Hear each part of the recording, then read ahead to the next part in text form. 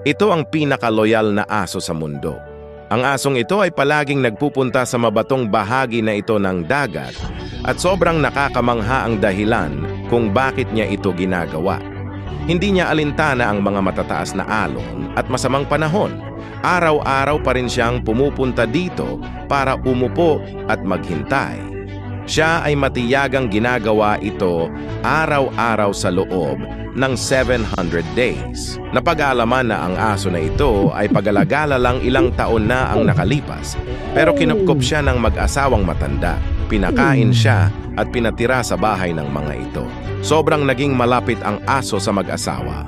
Napag-alaman din na ang lugar kung saan siya pumupunta araw-araw ay ang lugar kung saan nangingisda ang mag-asawa na kumupkop sa kanya.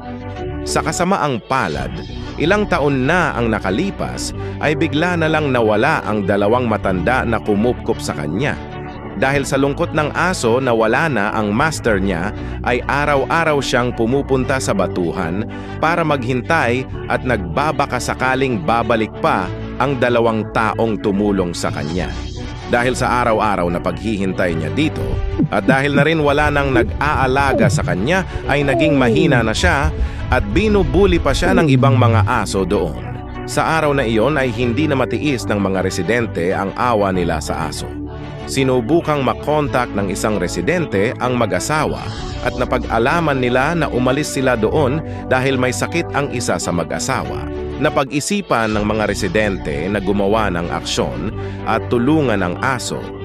Tumawag sila ng Animal Rescue Team para hulihin ang aso at ipadala sa mag-asawa.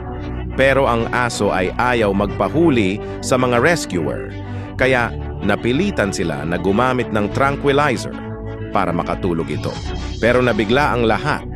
Nang hindi pa tuluyang nakatulog ang aso, tumakbo pa ito at tila ba pupunta siya sa bahay kung saan dati nakatira ang mga amo niya.